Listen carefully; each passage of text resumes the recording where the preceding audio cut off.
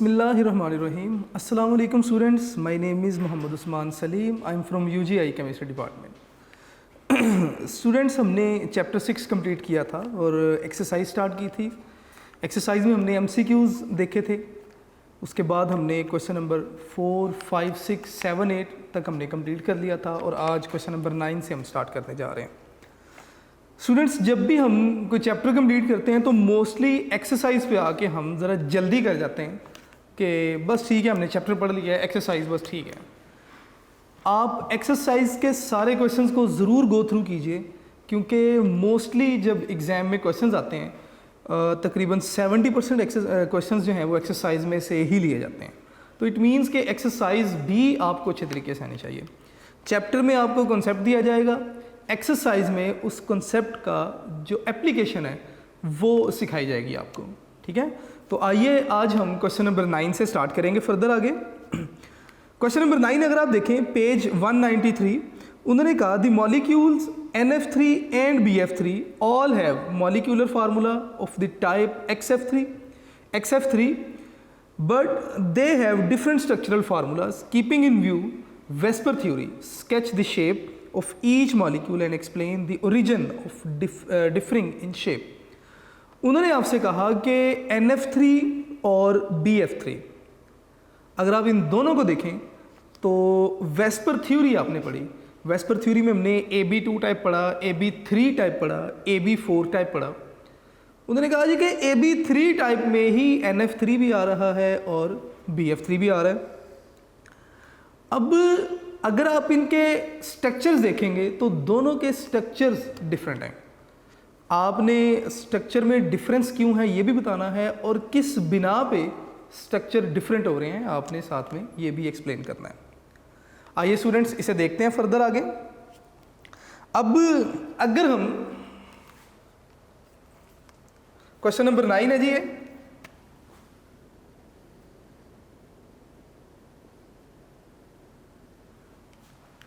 Students अगर हम NF3 और BF3 का फार्मूला देखें तो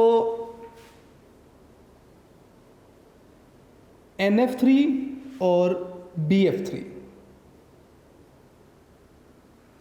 उन्होंने कहा कि अगर आप इनके फार्मूलाई को देखें तो दोनों फार्मूलाई को देखेंगे तो अगर आपको वेस्पर थ्योरी याद है तो आपको AB3 टाइप से रिजेंबलेंस लग रही होगी कि ये बिल्कुल वैसे ही हैं जैसे वेस्पर थ्योरी में आपने AB3 टाइप को डिस्कस किया था। लेकिन जब आप इनके स्ट्रक्चरल फार्मूलाई जो हैं वो ड्रॉ करेंगे तो दोनों के स्ट्रक्चर डिफरेंट हैं। आपने इसकी रीज़न बतानी है और ये भी बताना है कि स्ट्रक्चर क्यों डिफरेंट है। तो स्टूडेंट्स सबसे पहले हम BF3 को देख लेते हैं। अगर हम BF3 को डिस्कस करें तो BF3 में सेंट्रल एटम बोरोन है। बोरोन थर्ड ग्रुप से बिलोंग करता है। जो एटम जिस ग्रुप में होगा उसके आउटर मोस्ट शेल में उतने ही इलेक्ट्रॉन। मैंने कहा जी बोरोन थर्ड ग्रुप से बिलोंग करता है, तो इट मीन्स के सेंटर में बोरोन है। या मैं पहले लिखूंगा जी सेंट्रल एटम आपके पास क्या है, सेंट्रल एटम बोरोन। बोरोन का एटॉमिक नंबर बेटे 5। अगर आप इसकी इलेक्ट्रॉनिक कॉन्फ़िगरेशन देखेंगे तो बोरोन और आपके पास होगा जी 1s2। आप ब्लॉक बना के लिखना चाहें वैसे भी लिख सकते हैं। सेकंड है जी 2s2 और इसी तरह आप लिखेंगे जी 2s2 और उसके बाद 2px, 2py और 2pz। मैं यहाँ पे 2px लिख दूंगा, 2py लिखूंगा और 2pz लिखूंगा और एक इलेक्ट्रॉन। अगर आप देखें तो बोरोन के 5 इलेक्ट्रॉन कंप्लीट हो गए। एक्साइटेड स्टेट में क्या होगा, इलेक्ट्रॉन जंप करेगा और यहाँ पे आ जाएगा। ठीक है, तो मैं यहाँ पे बोरोन एक्साइटेड स्टेट लिख देता हूँ। अब 3 अनपेयर इलेक्ट्रॉन है। ये तीनों अनपेयर इलेक्ट्रॉन क्या करेंगे, 3 फ्लोरीन के साथ बॉन्ड बनाएंगे और बोरोन का जो स्ट्रक्चर होगा, BF3 का जो स्ट्रक्चर होगा, मैं उसे कुछ इस तरह लिख सकता हूं कि बोरोन है और इसके साथ 120 डिग्री एंगल पे 3 फ्लोरीन एटम्स अटैच हैं। अब यहाँ पे अगर आप देखें तो बोरोन के पास कोई लोन पेयर मौजूद नहीं था।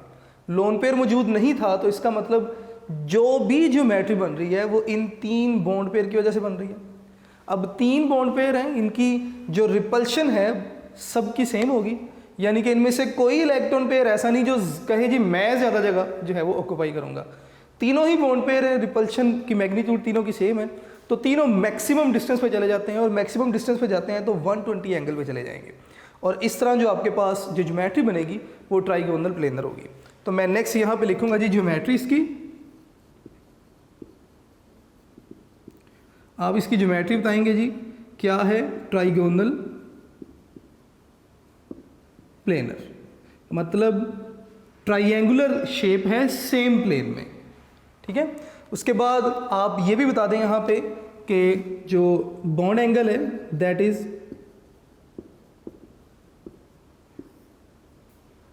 120 है, 120 आपके पास इसका क्या है, बॉन्ड एंगल है। अब नेक्स्ट आप NF3 का स्ट्रक्चर ड्रॉ कीजिए। अगर आप NF3 का स्ट्रक्चर ड्रॉ करेंगे, नाइट्रोजन के पास एक लोन पेयर मौजूद है, ठीक है।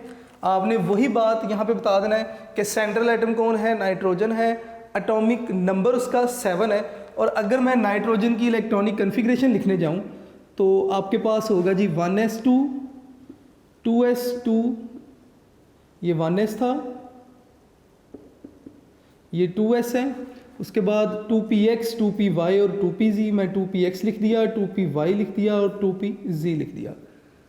4 5 6 और 7 इलेक्ट्रॉन पूरे हो गए। अब होगा क्या, अगर आप वैलेंस शेल देखें तो ये फर्स्ट शेल और ये आपके पास क्या है, सेकंड शेल।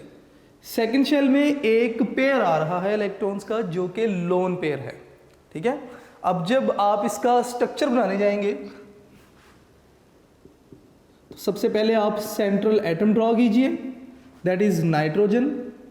नाइट्रोजन के पास एक लोन पेयर है, मैं इस लोन पेयर को यहां पे इस तरह बना देता हूं जी, ये क्या है जी, लोन पेयर है।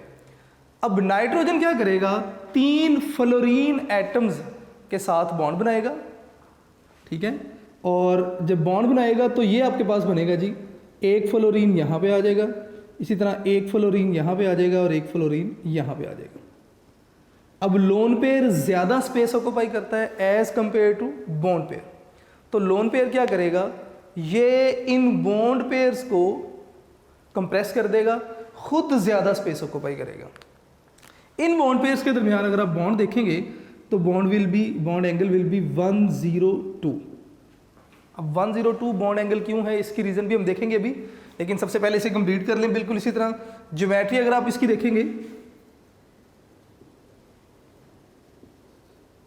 अगर मॉलिक्यूल की ज्योमेट्री बतानी है तो लोन पेयर को हाइड करें, नीचे मॉलिक्यूल आ जाएगा आपके पास, तो ये ट्राइगोनल पिरामिडल होगी, पिरामिडल शेप ट्राइगोन है ये।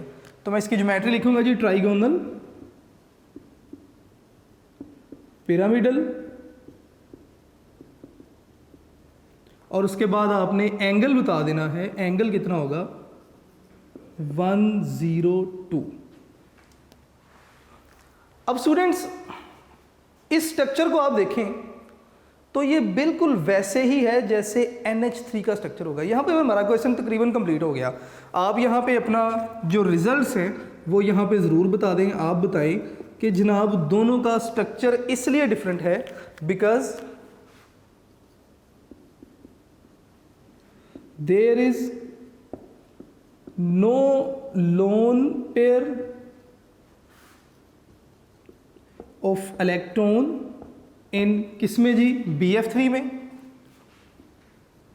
BF3। और दूसरी तरफ आप बताएं कि 1 लोन पेयर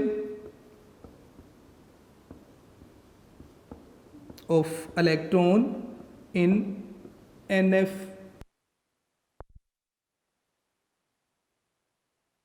जी एक लोन पेयर है NF3 के पास। अब लोन पेयर ज़्यादा स्पेस ऑक्यूपाई करेगा तो ऑब्वियसली जो शेप है वो बॉन्ड एंगल चेंज हो जाएंगे। अब ज़रा स्टूडेंट्स, ये तो क्वेश्चन हमारा यहाँ पे सॉल्व हो गया। अब थोड़ा सा हम इससे हट के बात कर रहे हैं। अगर आप NH3 का स्ट्रक्चर देखेंगे तो NH3 के केस में भी आपके पास बिल्कुल यही शेप बनती है, लेकिन उसमें जो बॉन्ड एंगल है वो 107.5 है। मैं इसको रिमूव करूंगा और मैं थोड़ी सी डिस्कशन है ज़रा उसे देख लेंगे साथ साथ। NH3 की अगर हम बात करें, NH3 यहाँ पे बेटे आपके पास लोन पेयर है। अब नाइट्रोजन पार्शियल नेगेटिव और hydrogen partial positive, partial positive, partial positive. Partial negative ये है, इलेक्ट्रॉन ज़्यादा इस तरफ आ जाएंगे, ठीक है, क्योंकि नाइट्रोजन ज़्यादा फोर्स से इलेक्ट्रॉन्स को अपनी तरफ अट्रैक्ट करेगा। इलेक्ट्रॉन इस तरफ आ गए, इलेक्ट्रॉन इस तरफ आ गए। अब बेटे NH3 के केस में अगर आप देखें तो जो पेयर ऑफ इलेक्ट्रॉन है वो एक दूसरे के करीब आ गए। जब इलेक्ट्रॉन का पेयर एक दूसरे के करीब आ जाएंगे तीनों, तो रिपल्शन ज़्यादा हो जाएगी, लिहाजा इस केस में बॉन्ड एंगल बढ़ जाएगा। बॉन्ड एंगल कितना होगा? 107.5।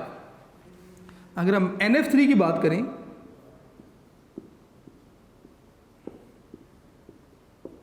स्टूडेंट्स इस केस में अगर हम देखें तो नाइट्रोजन और फ्लोरीन है, पार्शियल पॉजिटिव ये हो जाएगा, पार्शियल नेगेटिव ये, पार्शियल नेगेटिव ये, और इसी तरह पार्शियल नेगेटिव ये। इसका मतलब इस केस में जो इलेक्ट्रॉन्स पुलर हैं वो फ्लोरीन है। फ्लोरीन एटम्स की इलेक्ट्रोनेगेटिविटी ज़्यादा है, वो शेयर्ड पेयर ऑफ इलेक्ट्रॉन को अपनी तरफ ज़्यादा अट्रैक्ट कर लेंगे। इसी तरह ये यहाँ पे आ गया और ये यहाँ पे आ गया। अगर अब आप देखें तो जो इलेक्ट्रॉन पेयर हैं उनके दरमियान डिस्टेंस ज़्यादा है, डिस्टेंस ज़्यादा होगा तो रिपल्शन कम हो जाएगी, रिपल्शन कम होगी तो बॉन्ड एंगल रिड्यूस हो जाएगा टू 102 डिग्री। ये बेटे थोड़ा सा आपने याद रखना है कि NH3 और NF3 दोनों का जो स्ट्रक्चर है ऑलमोस्ट सेम है। एक लोन पेयर नाइट्रोजन पे, इधर भी नाइट्रोजन पे एक ही लोन पेयर है, ठीक है, और 3 बॉन्ड पेयर हैं, इधर भी 3 बॉन्ड पेयर हैं, लेकिन दोनों केसेस में एंगल डिफरेंट है। एंगल क्यों डिफरेंट है? क्योंकि इस केस में नाइट्रोजन पार्शियल नेगेटिव है, बॉन्ड पेयर ज़्यादा नाइट्रोजन के पास आ गए। जब ज़्यादा नाइट्रोजन के पास आ गए तो इनमें रिपल्शन बढ़ जाएगी, बॉन्ड एंगल बढ़ गया। इस केस में फ्लोरीन इलेक्ट्रोनेगेटिव है तो बॉन्ड पेयर ज़्यादा फ्लोरीन की तरफ आ गए, बॉन्ड पेयर एक दूसरे से दूर हो गए तो ऑब्वियसली रिपल्शन कम होगी और एंगल जो है वो रिड्यूस हो जाएंगे। तो स्टूडेंट्स ये इसका आंसर आप लिखेंगे। फर्दर आप इसे यूनिक नोट से ज़रूर देखिएगा और आपको स्टफ वहाँ से प्रॉपर मिल जाएगा। क्वेश्चन नंबर बेटे 10 की तरफ आते हैं। The species NH2 negative sign के साथ NH3 और NH4 have bond angle of 105 degree, 107.5 and 109.5। आपने क्या करना है? Justify these values by drawing their structures. आपने इनके स्ट्रक्चर्स भी ड्रा करने हैं और बॉन्ड एंगल्स डिफरेंट क्यों है आपने इसे भी जस्टिफाई करना है। तो स्टूडेंट्स इसे देखते हैं, कंप्लीट करते हैं इसे। क्वेश्चन नंबर 10 की तरफ जा रहे हैं जी अब हम।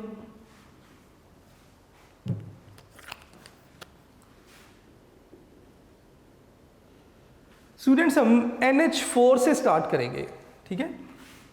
सबसे पहले उन्होंने कहा जी कि NH4, मैं क्वेश्चन दोबारा बता देता हूँ। उन्होंने कहा जी कि NH2 नेगेटिव साइन के साथ, फिर NH3 और इसी तरह NH4 पॉजिटिव साइन के साथ। इन तीनों के बॉन्ड एंगल जो हैं वो डिफरेंट है। कितने कितने बॉन्ड एंगल्स बता दिए आपको। उन्होंने कहा जी कि 105, 107.9 और 109.5। मैं यहाँ पे लिख भी देता हूँ 105, 107.5 और ये टेट्राहेड्रल 109.5। ये बॉन्ड एंगल है। इनके बॉन्ड एंगल क्यों चेंज है, रीज़न क्या है, आपने स्ट्रक्चर ड्रॉ करके रीज़न बतानी है। तो सबसे पहले NH4 की मैंने बात की। NH4 अगर आप देखेंगे तो नाइट्रोजन के साथ 3 हाइड्रोजन एटम्स हैं और नाइट्रोजन के पास एक लोन पेयर था। इस लोन पेयर को नाइट्रोजन ने एक H पॉजिटिव के साथ शेयर कर लिया। जब H पॉजिटिव के साथ शेयर किया, ये भी तीनों हाइड्रोजन थे, ये भी हाइड्रोजन ही है। अब हम जस्टिफाई नहीं कर सकते कि इनमें से कौन सा कोऑर्डिनेट कोवेलेंट बॉन्ड था, लिहाजा हम पूरे स्ट्रक्चर पे पॉजिटिव साइन जो है वो दे देते हैं। अब बेटे जो की वर्ड है वो ज़रा सुन लीजिएगा, नाइट्रोजन। अब नाइट्रोजन के पास एक लोन पेयर था जो इसने शेयर करके कोऑर्डिनेट कोवलेंट बॉन्ड बना लिया। लोन पेयर शेयर किया H पॉजिटिव के साथ और कोऑर्डिनेट कोवलेंट बॉन्ड बना लिया। अब जब लोन पेयर ने शेयरिंग में पार्टिसिपेट कर लिया तो इट मीन्स कि वो फर्दर अब लोन पेयर नहीं है। तो जब वो लोन पेयर नहीं है तो उसकी रिपल्शन बिल्कुल उतनी होगी जितने ये वाले इलेक्ट्रॉन पेयर रिपेल करेंगे, उतनी ही रिपल्शन अब ये इलेक्ट्रॉन पेयर भी जो है वो अप्लाई करेगा। तो जब 4 बॉन्ड पेयर हो जाते हैं तो जो स्ट्रक्चर आपके पास बनता है वो टेट्राहेड्रल स्ट्रक्चर बनता है। तो मैं यहाँ पे लिख दूंगा कि टेट्राहेड्रल स्ट्रक्चर, और टेट्राहेड्रल स्ट्रक्चर जब भी होता है, जब भी टेट्राहेड्रल स्ट्रक्चर होता है तो एंगल आपके पास कितना होगा 109.5 डिग्री। जब भी बेटे टेट्राहेड्रल स्ट्रक्चर होगा एंगल 109.5 डिग्री होगा। ठीक है, तो आपने बता देना है कि इसमें 4 बॉन्ड पेयर थे, चारों मैक्सिमम डिस्टेंस पे पार्ट हो गए। मैक्सिमम डिस्टेंस पे पार्ट हुए तो आपके पास टेट्राहेड्रल स्ट्रक्चर बना, और जब भी टेट्राहेड्रल स्ट्रक्चर होगा तो बॉन्ड एंगल आपके पास 109.5 होगा। अब नेक्स्ट स्ट्रक्चर हम NH3 को देख लेते हैं। तो स्टूडेंट्स NH3 की शेप भी देख लेते हैं, स्ट्रक्चर किस तरह है, बॉन्ड एंगल क्यों चेंज है। बिल्कुल वही केस आप ड्रॉ करेंगे। सबसे पहले नाइट्रोजन, नाइट्रोजन के पास एक लोन पेयर और 3 इसके साथ क्या है, हाइड्रोजन है। ये बेटे लोन पेयर है। लोन पेयर ज़्यादा स्पेस ऑक्यूपाई करता है क्योंकि ज़्यादा रिपल्शन काज करता है। तो होता क्या है कि लोन पेयर इधर से भी और इधर से भी बॉन्ड एंगल्स को कंप्रेस करता है, और जब बॉन्ड एंगल्स को कंप्रेस करता है तो ये बॉन्ड पेयर एक दूसरे के करीब आते हैं। बॉन्ड पेयर एक दूसरे के करीब आएंगे तो ऑब्वियसली एंगल रिड्यूस हो जाएगा। तो इस केस में अगर आप एंगल देखें तो आपके पास जो एंगल है वो 107.5। शेप कौन सी बन गई, अगर आपने मॉलिक्यूल की शेप बतानी है तो लोन पेयर को हाइड करें, ट्राइगोनल पिरामिडल शेप बन गई बेटा ये। तो मैं यहाँ पे लिखूंगा कि ट्राइगोनल पिरामिडल शेप है। पहला पॉइंट आप ये बता दीजिए। दूसरा पॉइंट आप ये बताएं कि 1 लोन पेयर, एक लोन पेयर भी मौजूद है। तीसरा पॉइंट आप बता दें कि जब लोन पेयर मौजूद है तो बॉन्ड एंगल रिड्यूस हो जाएगा, बॉन्ड एंगल रिड्यूस, और कितना हो जाएगा टू 107.5। बॉन्ड एंगल 107.5 तक जो है वो रिड्यूस हो जाएगा। अब स्टूडेंट थर्ड स्ट्रक्चर भी देख लेते हैं, that is NH2 negative sign के साथ। अब ये स्ट्रक्चर बेटे आपने ज़रा गौर से समझना है। मैं डीपली ड्रॉ नहीं करूँगा इसकी सारी डिटेल से, मैं कोशिश करूँगा कि स्ट्रक्चर में ही हम बात समझ जाएं। तो नेक्स्ट आपके पास है जी NH2 विद नेगेटिव साइन। अब स्टूडेंट्स इसी स्ट्रक्चर को अगर आप देखें तो सेम स्ट्रक्चर मैं ड्रॉ करता हूँ जी। नाइट्रोजन था, लोन पेयर मौजूद था एक, मैंने लोन पेयर बना दिया। 3 हाइड्रोजन मौजूद थे, लें जी तीसरा हाइड्रोजन एटम ये। बॉन्ड एंगल कितना था 107.5। इस केस में अगर एक बॉन्ड ब्रेक हो जाए और इस तरह ब्रेक हो कि हाइड्रोजन अपना इलेक्ट्रॉन ले जाए और नाइट्रोजन के पास अपना इलेक्ट्रॉन आ जाए, तो इट मीन्स कि ये हाइड्रोजन यहाँ से ख़त्म हो गया। स्टूडेंट ज़रा देखते जाइएगा, और ये नाइट्रोजन का अपना इलेक्ट्रॉन इसके पास मौजूद है। नाइट्रोजन ने क्या किया, बाहर से एक इलेक्ट्रॉन गेन किया, और अब नाइट्रोजन के पास ये इलेक्ट्रॉन्स का पेयर बन गया। क्योंकि नाइट्रोजन ने एक इलेक्ट्रॉन गेन किया तो नेगेटिव चार्ज भी आ गया और ये एक पेयर भी बन गया। अब इसे मैं लोन पेयर कह सकता हूँ। तो एक सेकंड लोन पेयर को मैं इस तरह ड्रॉ कर देता हूँ। अब ज़रा इस डायग्राम को साफ करके बना लेते हैं कि 2 लोन पेयर हैं, और उन दोनों लोन पेयर्स को इस तरह शो करेंगे कि एक लोन पेयर ये हो गया और एक लोन पेयर आपके पास ये हो गया, नाइट्रोजन पे नेगेटिव चार्ज। अब 2 लोन पेयर हैं, रिपल्शन और भी ज़्यादा हो जाएगी। इस तरफ से भी कंप्रेस किया जाएगा बॉन्ड पेयर को, और इस तरफ से भी। अब होगा क्या कि ये बॉन्ड एंगल और भी रिड्यूस हो जाएगा, और रिड्यूस होगा तो कहाँ तक चला जाएगा 105 तक। तो आपने इसकी स्ट्रक्चर बता देना है, कौन सा स्ट्रक्चर होगा जी, ये बेंट स्ट्रक्चर हो गया। मुझे कैसे पता चला? अगर मैंने स्ट्रक्चर देखना है, मैं लोन पेयर्स को हाइड करूँगा अपने हाथ से, और ये अगर आप देखें तो इन्वर्टेड या बेंट शेप स्ट्रक्चर बन गया आपके पास, ठीक है। उसके बाद आपने बता देना है कि bond angle reduces to 105 degree due to the presence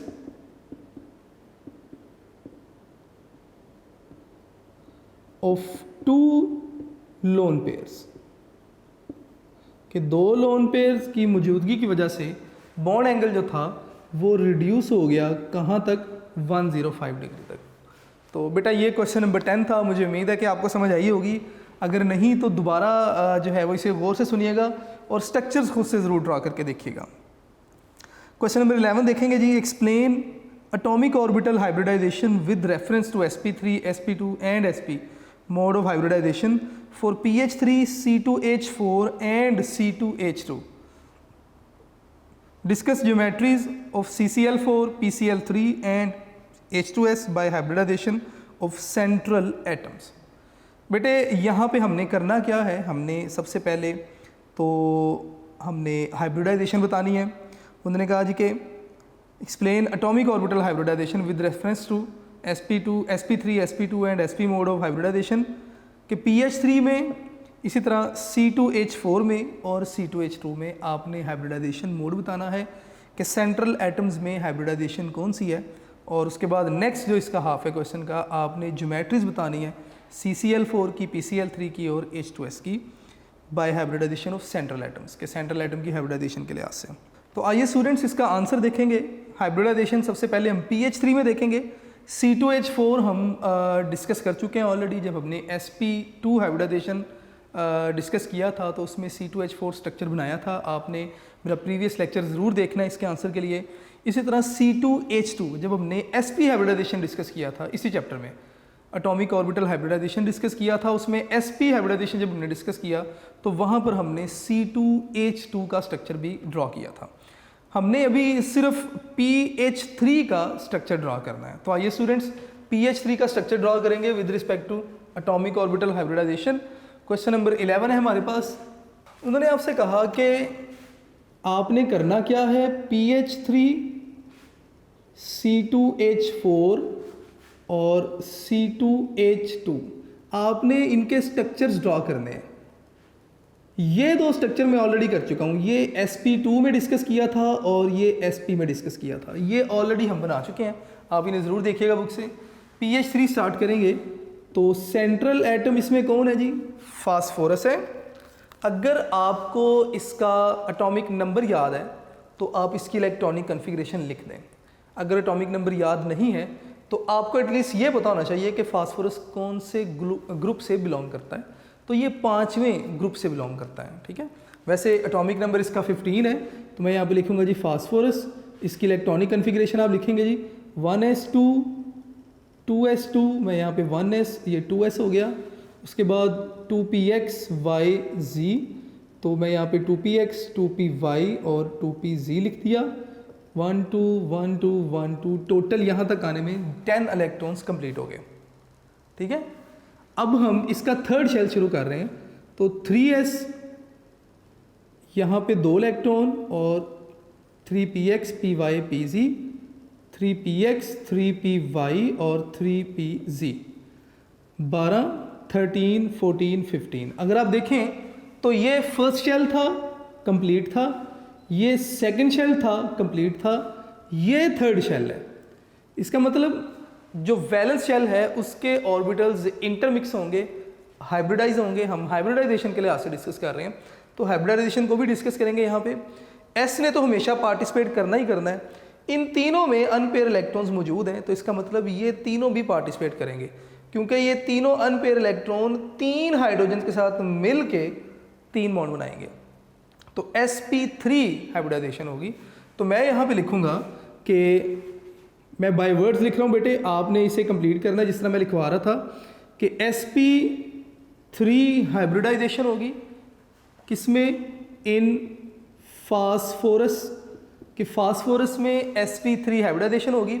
अगर आप इसका स्ट्रक्चर बनाना चाहें तो बिल्कुल वैसे ही आप लिखेंगे जी, स्ट्रक्चर ऑफ पी। सबसे पहले आप एटम की बात कर रहे हैं कि स्ट्रक्चर इसका किस तरह होगा, आप बताएंगे कि सेंटर में पी आप लिखेंगे और उसके बाद आप 4 ऑर्बिटल्स मिले थे तो 4 ही नए ऑर्बिटल्स बनेंगे।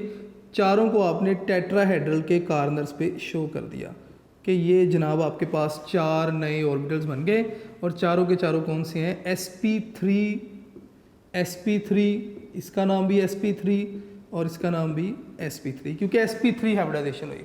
ठीक है, अब आपने pH3 का स्ट्रक्चर बताना है तो आप क्या करेंगे, शेप ऑफ, या पहले इसकी ज्योमेट्री बता दें कि